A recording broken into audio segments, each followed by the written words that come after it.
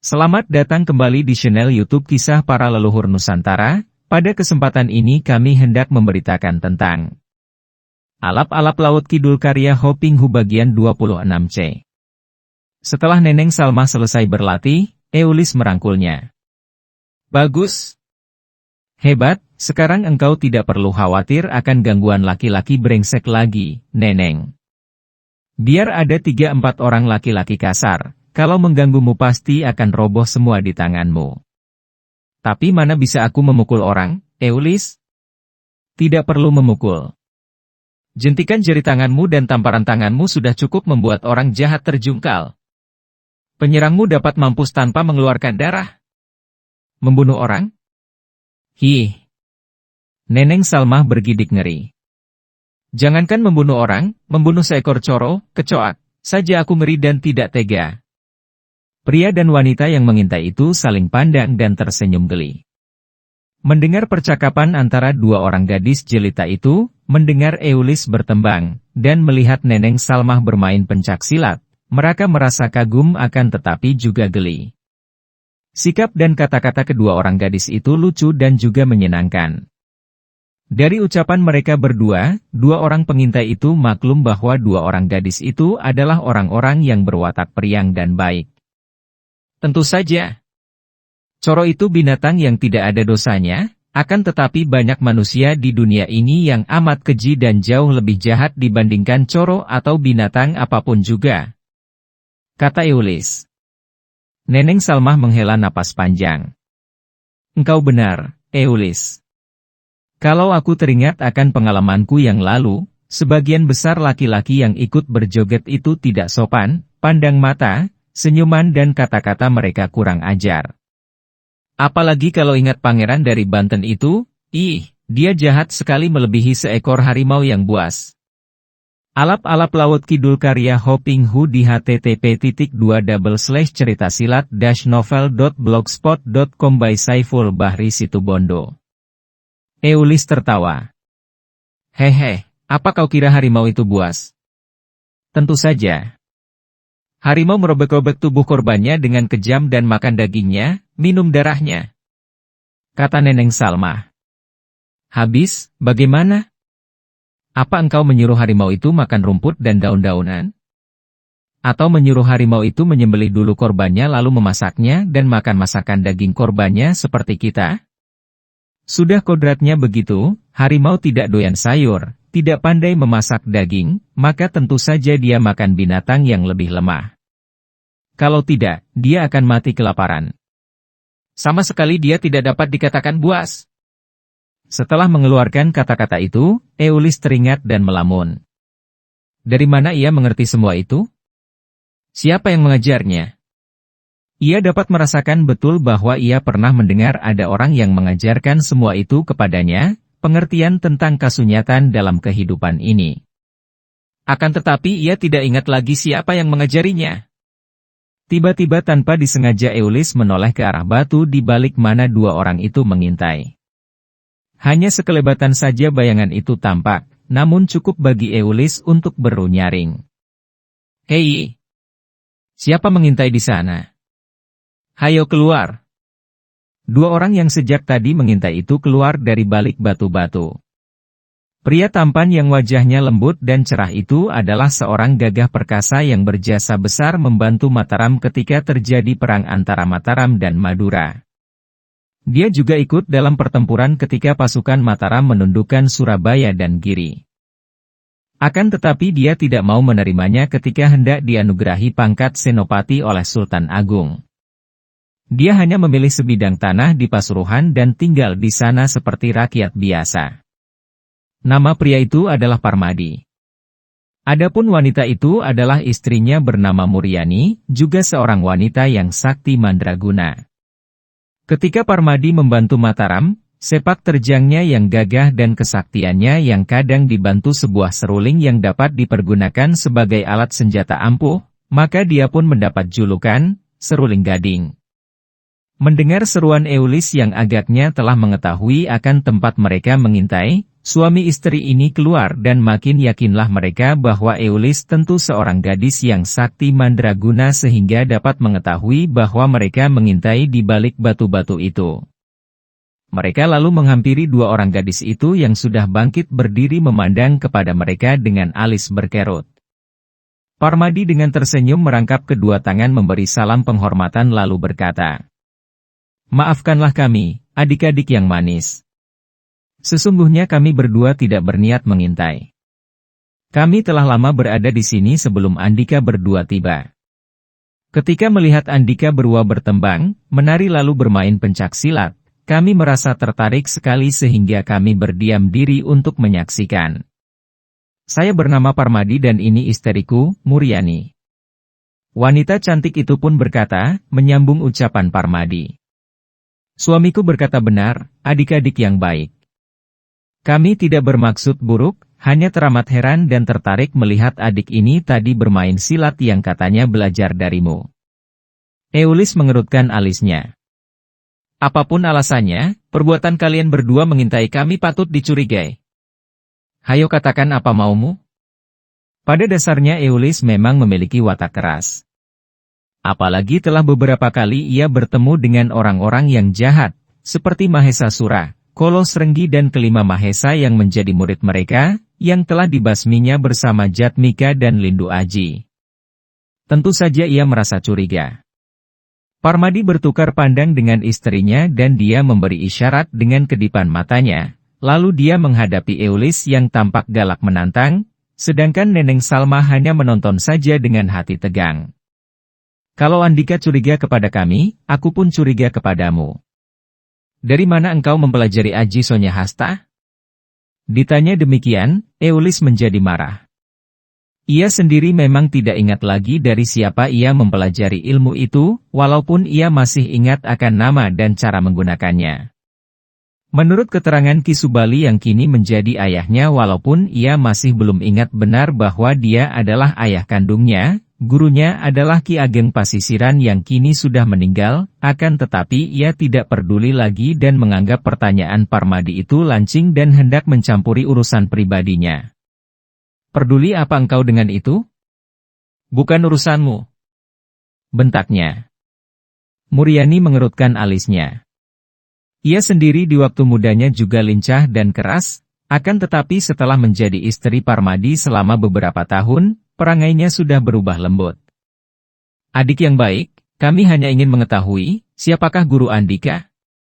Ketahuilah bahwa suamiku ini juga menguasai Aji Sonya Hasta. Kalau begitu tentu dia yang telah mencuri Aji itu. Lebih baik kalian yang mengaku dari mana mendapatkan Aji itu. Siapa gurumu? Eulis bertanya. Parmadi tersenyum. Mungkin kalau dia memberitahu siapa gurunya, gadis itu akan mengenalnya dan tidak bersikap begitu keras padanya. Guruku adalah Eyang Kitejowening. Eulis mengerutkan alisnya. Aku tidak mengenal nama itu. Tentu gurumu itu yang menjiplak atau mencuri ilmuku. Kalau begitu ingin aku melihat apakah Aji Sonya Hasta yang kau miliki itu tulen ataukah palsu. Kata Parmadi yang telah memberi isyarat kepada istrinya. Dia ingin menguji gadis galak ini karena kini dia curiga bahwa gadis ini entah bagaimana caranya telah mempelajari Aji kesaktian itu dari orang yang mencurinya. Nah, tampak sekarang belangnya. Bentak Eulis. Engkau pasti berniat buruk. Mari kita sama lihat, siapa yang mencuri dan mempunyai Aji yang palsu. Eulis, jangan berkelahi. Bujuk Neneng Salma. Mundurlah, Neneng. Biar aku menghajar orang kurang ajar ini. Kata Eulis sambil mendorong mundur Neneng Salma yang terpaksa mundur dan menonton dengan hati gelisah. Muryani juga mundur sambil tersenyum. Ia maklum bahwa suaminya hanya ingin melihat apakah gadis bernama Eulis itu benar-benar menguasai Aji Sonya Hasta yang asli. Maka ia menonton dengan tenang saja. Eulis lalu membuat gerakan pembukaan. Kedua tangannya melakukan sembah di atas kepalanya, kemudian kedua lutut ditekuk dan kedua tangan diturunkan dan menjadi sembah di depan dada, kemudian kedua lengan dikembangkan ke kanan kiri, terbuka dengan kedua telapak tangan menghadap ke depan. Pembukaan itu benar-benar menandakan kekosongan, bahkan keadaan dirinya terbuka sama sekali. Mulailah, bentak Eulis. Matanya mencorong dan biarpun pembukaan itu tampak lemah sekali dan mudah dimasuki serangan lawan, namun sesungguhnya semua urat syarafnya sudah siap siaga dan menjadi peka sekali. Parmadi tertegun. Gerakan pembukaan itu nyaris sempurna. Dia pun membuat gerakan yang sama sehingga diam-diam Eulis juga kaget, akan tetapi ia bersikap tidak acuh. Andika yang mulai, adik manis, kata Parmadi ramah. Eulis menganggap sebutan itu seperti ejekan yang kurang ajar, maka ia pun tidak sungkan lagi. Sambut ini. Tangannya dari samping bergerak, kedua tangan membuat gerak yang arahnya berlawanan dan tampaknya sebagai tamparan lembut hampir mengusap atau mengelus, namun di dalamnya terkandung hawa yang amat kuat sehingga terdengar bunyi bersiut. Bagus.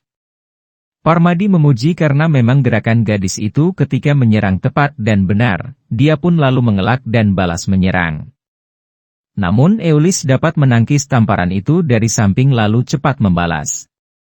Dua orang itu sudah bertanding seru, serang menyerang dan karena mereka memainkan ilmu silat yang sama, maka tampaknya seperti dua orang yang sedang latihan saja. Melihat ini, Muryani juga merasa heran dan ia tidak ragu lagi bahwa antara suaminya dan gadis itu pasti ada hubungan persaudaraan seperguruan. Juga karena kedua orang itu melakukan gerakan yang sama, Neneng Salmah juga menduga demikian. Bagaimanapun juga, ia sendiri sudah mempelajari ilmu silat itu, maka ia berseru kepada Eulis. Eulis, hentikanlah. Dia benar, gerakanmu sama benar dengan gerakannya. Alap-alap Laut Kidul karya Hoping Hu bagian 26D. Akan tetapi dasar Eulis seorang gadis yang keras hati, ia masih belum mau mengalah. Ia melompat ke belakang, lalu menggosok kedua telapak tangannya dan mendorongkan kedua tangannya itu ke arah Parmadi sambil mengerahkan tenaga saktinya. Parmadi terbelalak dan cepat menghindarkan diri dengan melempar tubuh ke kiri sehingga serangan itu luput. Angin pukulan yang amat dahsyat menyambar lewat samping tubuh Parmadi. Itu Aji Manggopati, seru Parmadi. Eulis menjadi penasaran karena serangannya dapat dielakkan dengan mudah oleh lawannya. Maka ia pun mengerahkan tenaga sakti lebih besar lagi lalu kembali ia menyerang dengan aji pukulan Margopati yang amat dahsyat itu. Parmadi terpaksa memperlihatkan kesaktiannya. Kedua tangannya didorong ke depan menyambut pukulan dahsyat itu, namun dia membatasi tenaganya karena tidak ingin melukai gadis yang pandai mempergunakan aji Sonyahasta dan aji Margopati itu. Wutut. Wes. Eulis terkejut bukan main karena tenaga pukulannya itu seolah bertemu dengan air. Tenaganya seperti tenggelam dan kehilangan daya serangnya. Ia seorang gadis yang keras hati namun cerdik. Ia kini mengetahui benar bahwa ia berhadapan dengan seorang yang sakti mandraguna, yang jauh melampaui tingkat kepandaiannya sendiri, akan tetapi orang itu sama sekali tidak mempunyai niat jahat sehingga tidak mempergunakan kesaktiannya untuk mencelakai dirinya. Hal ini terasa sekali dalam tangkisan orang itu yang sama sekali tidak melawan, melainkan membuat tenaga aji pukulan Margopati seperti punah dan lumpuh. Ia melompat mundur sampai dekat Neneng Salmah dan dengan mata terbelalak ia memandang kepada Parmadi sambil berkata gagap. Andika. Andika sebetulnya siapakah? Parmadi dan Muryani melangkah maju menghampiri dua orang gadis itu. Parmadi tersenyum dan berkata lembut. Sudah kami katakan tadi bahwa kami bukanlah musuh, kami tidak mempunyai niat buruk hanya kami tertarik melihat aji Sonyahasta tadi. Sekarang aku melihat bahwa aji Sonyahasta yang Andika mainkan itu benar-benar asli sehingga aku yakin bahwa di antara kita masih terdapat tali persaudaraan seperguruan. Seperti sudah kuperkenalkan diri tadi, namaku Parmadi dan ini istriku Muryani. Kami berasal dari jauh di timur, dari Kadipaten Pasuruan. Andika berdua siapakah? Karena Eulis tidak juga menjawab disebabkan perasaan malu atas kekerasan sikapnya dan juga kekalahan yang diam-diam Harwa diakuinya itu, Neneng Salmah yang menjawab. Maafkan sikap saudaraku tadi. Ia bernama Eulis dan saya sendiri bernama Neneng Salma. Eulis tidak dapat menjawab pertanyaan Andika karena ia telah kehilangan ingatan tentang masa lalunya, bahkan tidak ingat lagi akan ayah ibunya sendiri. Neneng, kenapa hal itu kau ceritakan? Tegur Eulis. Eulis, mereka ini bukan musuh, melainkan orang-orang yang baik hati dan sakti mandraguna. Apalagi melihat aji kesaktiannya yang sama dengan yang kau miliki, aku merasa yakin bahwa dia masih ada hubungan persaudaraan seperguruan denganmu. Engkau benar sekali, Neneng Salma. Suamiku tentu masih ada pertalian persaudaraan seperguruan dengan Eulis ini, dan siapa tahu kalau Gusti Allah mengizinkan, suamiku dapat menyembuhkan Eulis dari penyakitnya kehilangan ingatan itu. Neneng Salma terbelalak dan wajahnya berseri. Ah, benarkah? Kalau begitu, Kakang Mas Parmadi dan Mbak Kayu Muryani, kami persilakan Andika berdua suka singgah di rumah kami dan bertemu ayah Eulis, yaitu Paman Subali yang akan dapat menceritakan segala tentang guru Eulis. Mari, Eulis, kita antar mereka ini singgah ke rumah. Neneng Salma mengajak Eulis. Akan tetapi Eulis menggeleng kepalanya. Engkau sajalah yang mengantar, Neneng. Aku hendak mencuci pakaian dan mandi. Bagaimanapun juga, hati Eulis masih agak penasaran karena ia tidak mampu menandingi Parmadi. Parmadi dan Muryani saling pandang, kemudian Parmadi berkata kepada Neneng Salma. Baiklah, Nimas Neneng Salma, kami akan menemui Paman Subali. Aku kasihan kepada Nimas Eulis yang tidak salah lagi tentu masih saudara seperguruanku sendiri. Mari kita pergi. Suami istri itu lalu mengikuti Neneng Salma menuju ke rumah Ki Subali yang berada tidak begitu jauh dari situ. Setelah ditinggal pergi, Eulis termenung seorang diri. Bagaimanapun juga, jantungnya berdebar tegang. Benarkah orang yang bernama Parmadi itu mampu menyembuhkannya dan mengembalikan ingatannya tentang masa lalu yang hilang? Ia duduk melamun dan mencoba untuk mengerahkan ingatannya. Namun selalu terbentur dan berhenti. Yang diingatnya hanyalah saat ia bertemu dengan Jatmika, dari saat itu sampai sekarang. Bahkan ia tidak ingat akan masa lalunya bersama ibunya yang dianggap orang-orang yang baru dijumpainya dan dikenalnya sekarang. Ia termangu-mangu dan jantungnya berdebar tegang. Apa saja yang akan dapat diingatnya kalau ia benar dapat disembuhkan?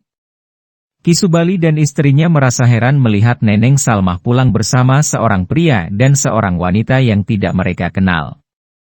Ki Salmun yang baru muncul dari samping rumah sambil memanggul Pacul juga merasa heran dan dia menegur anaknya.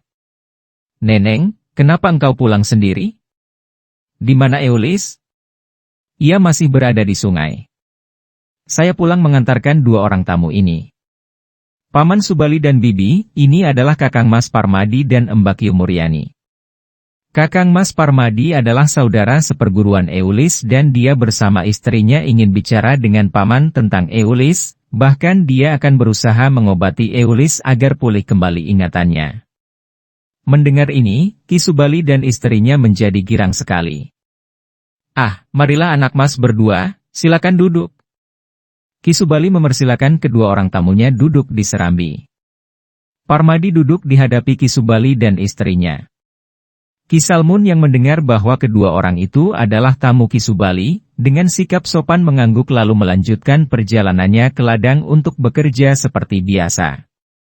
Di sana, Ki Subali memiliki sebidang tanah ladang di mana dipekerjakan beberapa orang buruh tani. Biasanya Ki Subali dan Ki Salmun juga membantu setiap kali mereka tidak mempunyai kesibukan lain. Neneng Salma duduk di atas bangku di sudut serambi, ingin mendengarkan apa yang dibicarakan para tamu itu. Ia ingin sekali melihat Eulis disembuhkan dari penyakit lupa. Itu. Benarkah anak Mas Parmadi masih saudara seperguruan anak kami Eulis? Tanya Ki Subali sambil memandang wajah Parmadi dengan kagum. Sekali pandang saja Ki Subali dapat menilai bahwa pria di depannya ini adalah seorang yang berisi dan berwatak baik. Saya menilai demikian karena aji kesaktiannya sama benar dengan yang pernah saya pelajari, Paman. Saya ingin mengetahui, siapakah sebenarnya guru dari putri paman itu? Ki Subali menghela napas panjang. Anak kami itu sebetulnya bernama Sulastri. Di waktu remaja ia berguru kepada seorang pertapa yang bernama Ki Ageng Pasisiran yang tinggal dalam sebuah pondok di pantai laut utara daerah Dermayu ini. Ki Ageng Pasisiran. Parmadi dan Muryani mengulang nama itu sambil mengerutkan alis karena mereka tidak mengenal nama ini. Tadinya saya mengira ia murid Ki Tejo Budi, atau Ki Tejo Langit, atau bahkan Eyang Ki Tejo Wening. Kata Parmadi heran. Sesungguhnya lah. Akhirnya kami mendengar bahwa Ki Ageng Pasisiran itu datang dari Banten dan dahulu bernama Ki Tejo Langit, anak mas. Nah, benar, dan tepat dugaanku. Kiranya ia murid paman guru Ki Tejo Langit. Ketahuilah, paman, saya adalah murid Eyang Resi Tejo Wening yaitu kakak seperguruan paman guru Tejo Langit. Jadi, putri paman itu adalah adik seperguruan saya sendiri seperti yang kuduga. Akan tetapi, bagaimana ceritanya sampai Nimas Eulis kehilangan ingatannya tentang masa lalunya? Dan mengapa pula namanya dari Sulastri berganti menjadi Eulis? Ki Subali menghela napas panjang. Kami juga belum lama mendengar tentang anak kami itu. Mula-mula datang anak Mas Lindu Aji yang menceritakan bahwa ketika dia dan Sulastri menghadapi gerombolan penjahat, Sulastri terguling jatuh ke dalam tebing yang curam. Akan tetapi anak Mas Lindu Aji tidak menemukan jenazahnya maka menduga bahwa ia masih hidup.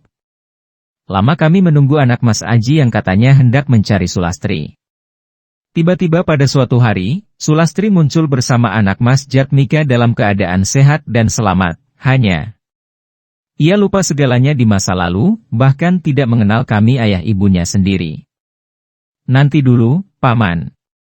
Siapakah itu Lindu Aji, dan siapa pula itu Jatmika? Menurut keterangan mereka, anak Mas Lindu Aji adalah murid Ki Tejo Budi, sedangkan anak Mas Jatmika adalah cucu Ki Tejo Langit karena dia adalah putra Ki Sudrajat. Jadi mereka semua masih saudara seperguruan dari anak kami Sulastri. Parmadi mengangguk-angguk. Ah, kiranya aku bertemu dengan para murid keturunan Paman Tejo Budi dan Paman Tejo Langit. Tahukah Paman, di mana Paman Tejo Budi dan Paman Tejo Langit itu? Ki Subali menghela napas panjang. Menurut keterangan anak Mas Lindu Aji, Ki Tejo Budi sudah meninggal dunia. Adapun menurut keterangan anak Mas Jatmika, Ki Tejo Langit atau Ki Ageng Pasisiran, juga Ki Sudrajat, tewas ditembak telik sandi Kumpeni Belanda. Duh Gusti. Kumpeni Keparat? Kata Muryani penasaran. Parmadi menghela napas panjang. Para pecinta dan para subscriber YouTube Kisah Para Leluhur Nusantara, kiranya cukup sekian dulu, silahkan ikuti kisah alap-alap Laut Kidul bagian selanjutnya di waktu dan jam yang sama, dengan cara klik subscribe dan juga loncengnya, agar Anda selalu mendapatkan notifikasi jika channel YouTube ini mengupload video kisah terbaru.